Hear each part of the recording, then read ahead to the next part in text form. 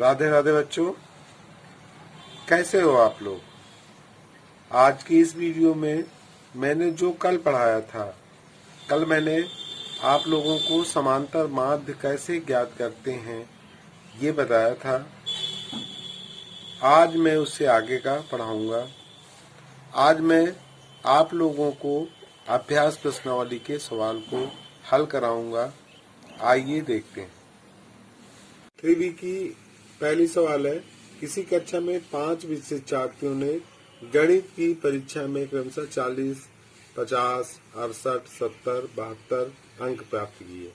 शिक्षार्थियों के प्राप्त अंकों का समांतर माध्य ज्ञात कीजिए। तो मैंने बताया था कि समांतर माध्य कैसे निकालते हैं। समांतर माध्य ज्ञात करने के लिए मैंने बताया था पदों का योगफल। अब यहाँ जो अंक प्राप्त किए हैं उनको जोड़ देंगे। यहाँ हमने आपको बताया था पदों का योगफल बटे हमने बताया था आपको अगर बारंबारता नहीं दी गई है तो पदों की संख्या, ये बताया था। इसी को मैंने बताया था, ये भी लिखते हैं सिग्मा एक्स बटे एन, क्योंकि हम ये भी लिख सकते हैं। अब आगे बताएंगे तो हो सकता है समांतर माध्य सिग्मा एक्स अपान एन ही लिख दे, पूरा ना लिखे। तो अब इस चीज में मान रख दीजिए। तो कितने कितने अंक प्राप्त किए हैं ये देख लो। 40 प्लस लिख दें 50 प्लस 68 प्लस कितना है 70 प्लस 72, ये बटे में लिख देंगे। जिसके पास किताब नहीं है, मैंने पीडीएफ में 3B इसकी दक्षता अभ्यास का पीडीएफ बना के भेज दिया है, तो आपको परेशानी नहीं होनी चाहिए। आप इसकी सवाल अपने आप लगाना था आपको। चलिए ठीक है, अगर आपने नहीं लगाया है तो आप लगाइए। अगर कोई दिक्कत होती है फिर बताइए। अब इसमें कितने बच्चे थे, 5 कह ही रहा तो 5 यहाँ लिख देंगे। अब इसको जोड़ लेंगे। 40, 50 ये आपका हो गया 90 और 10 100 और 60 ही हो जाएगा, यानी कि 160 ही हो गया। एक काम करते हैं, ऐसे जोड़ लो। 8 2 10 0 लिख देंगे। फिर 7 7 14 एक हासिल था 15 हो गया। 15 6 कितना हो जाएगा, 15 5 20 21 और 5 26 और 26 4 कितना हो जाएगा 30। हासिल हमने जोड़ा है 5 लिख देंगे। अब इसको काट दो तो कितना हो जाएगा 5 6 30, ऐसे काट देंगे, जीरो उतार लेंगे। तो इसका समांतर माध्य कितना आ गया 60 आ जाएगा। इसका समांतर माध्य हो जाएगा आपका 60। ये किसकी है 3B की जो पहली सवाल थी वो ये थी आपकी। अब इसके बाद जो है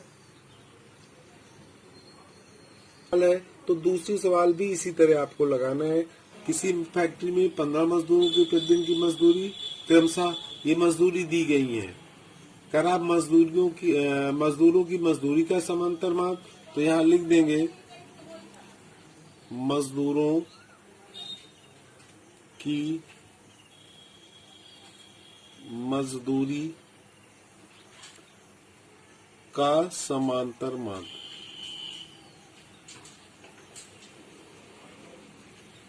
तो समांतर माध्य बराबर क्या है, कुल जो मजदूरी है उनको जोड़ दो। 70 110 प्लस 65 80 प्लस 75 प्लस 85, इस तरह जितने हैं मजदूर है, जितनी मजदूरी है सबको जोड़ देंगे।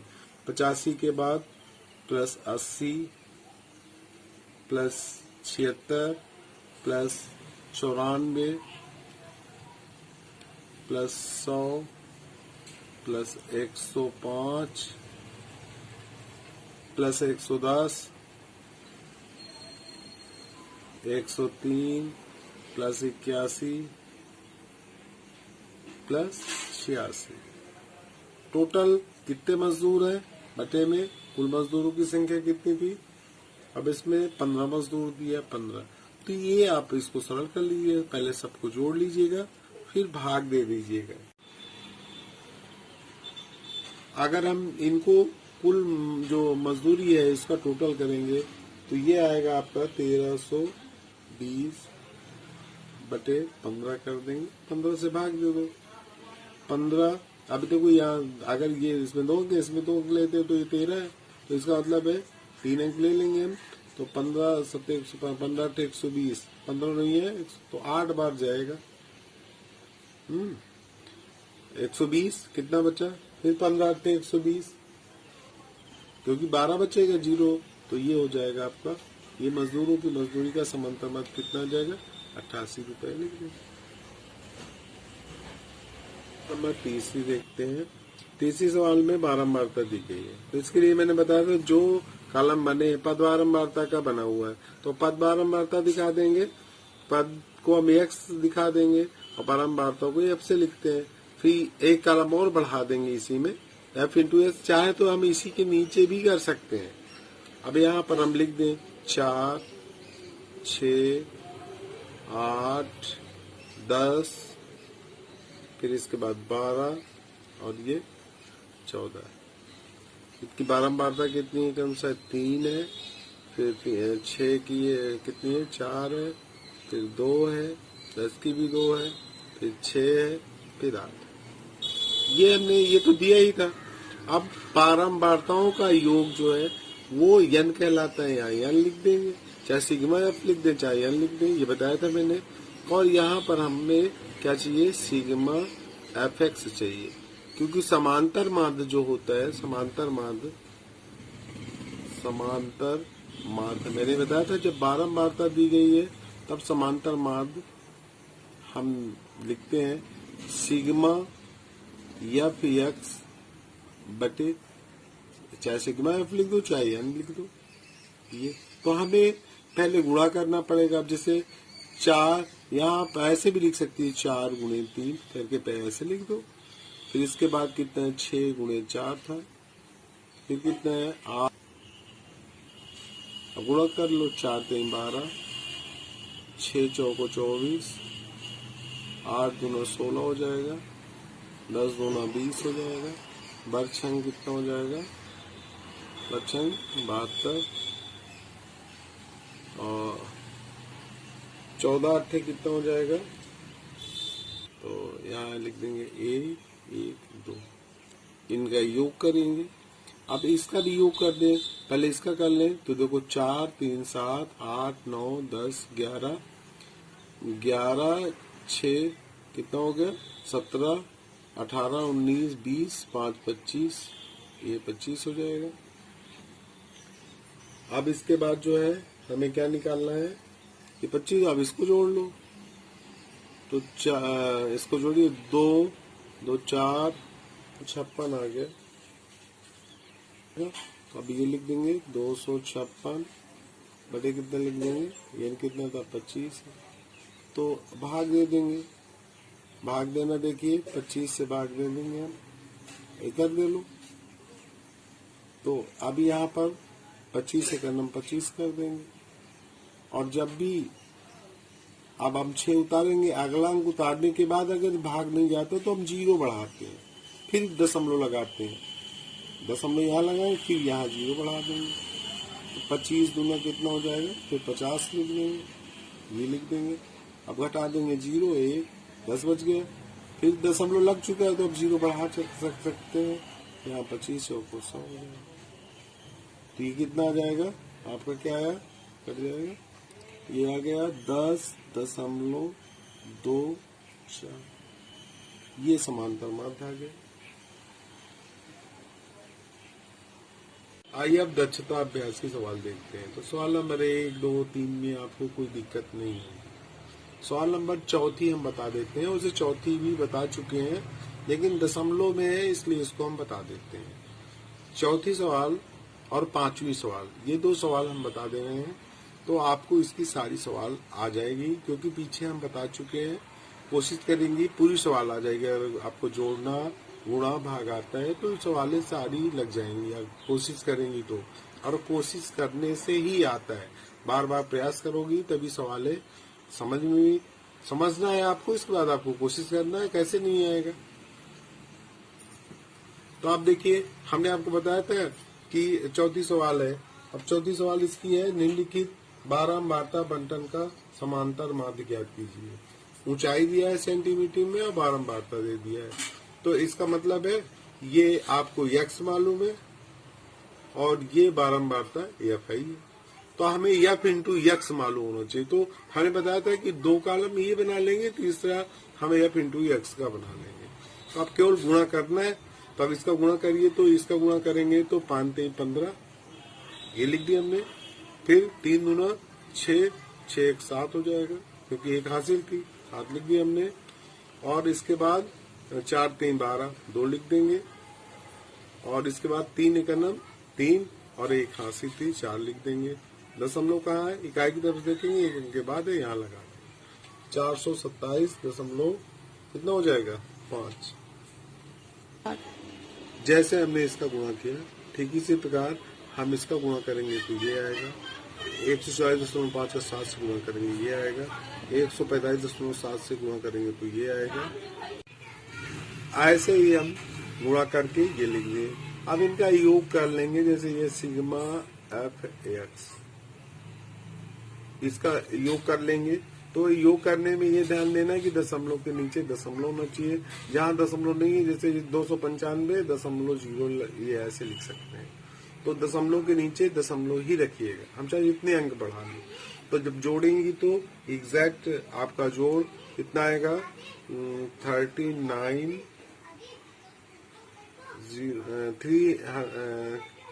कितना है 3,909 दशमलव कितना आएगा 5। इसको जोड़ेंगी तो ये इतना आएगा। और ये हम जोड़ लेते, देखो 5 3 8 8 8 8 7 15 15 5 20 2 22 23 24 25 26 27। तो इसका योगफल कितना हो जाएगा, ये 27 आ जाएगा। अगर इसमें जोड़ने में दिक्कत हो रही तो हम आपको जोड़ के दिखा दें। यहाँ हम ऐसे लिखेंगे, ये कितना था 427.5, ये था 717.5, ये कितना था 1011.5। देखिए दशमलव के नीचे दशमलव रख रहे हैं। फिर कितना है 1018.5। फिर 400, तो 400 यहाँ लिख देंगे, 439.5। फिर इसके बाद कितना है 295, ये लिख दिया, दशमलव 0 लिख देंगे। अब इनका योग हम आपको करके दिखा दे रहे हैं। 5 5 10 5 15 5 20 5 25, यहाँ 5 लिख देंगे, दशमलव लगा दिया। अब इसको जोड़ लेंगे, 7 7 14 1 15 5 20 3 23 23 और 7 23 7 30 30 2 32 32 32। फिर से जब देख लें तो 7 7 कितना हासिल नहीं जोड़ते, 5 5 10 5 15 5 20 5 25, 2 हासिल था, 2 इधर लिख देना है। फिर इसके बाद इसको जोड़ लेते हैं, 7 7 14 और एक 15 15 5 20 20 3 23 23 7 कितना हो जाएगा 23 7 30 30 2 32 32 5 कितना हो जाएगा 32 5 37 38 39, यहाँ हम कितना लिख देंगे 9 लिख देंगे। अब हासिल कितना था 3 आगे जोड़ेंगे तो ये हो जाएगा 3 2 5 1 6 1 7 8 9 10 11 11 और 9 कितना हो गया 20। और हाथ 20 हो गया, यहाँ लिख देंगे, कितना लिखेंगे 0 लिख देंगे। फिर 2 हासिल आगे। अब आगे जोड़ेंगे 4 7 4 11 11 4 15 16 17 18 19, फिर 9 लिख देंगे, हासिल 1 आ गया। अब लिखेंगे, देखिए 1 2 और 1 3, तो आ गया कि नहीं, 3909.5, 3909.5 का ये 27 हो गया। तो अब समांतर माध्य निकालना है, यही निकाल देना है, क्योंकि इधर हम अगले सवाल बताएंगे समांतर माध्य। तो समांतर माध्य बराबर क्या होता है, सिग्मा, आप पूरा नहीं लिखेंगे, एफ एक्स बटे यानी यही डायरेक्ट लिख देते हैं, और आपको कुछ नहीं करना है, भाग देना है 3909.5 बटे में 27। अब भाग देना आपको आता है, इसको भाग देकर लिख दीजिएगा, जो आएगा वो उत्तर हो जाएगा।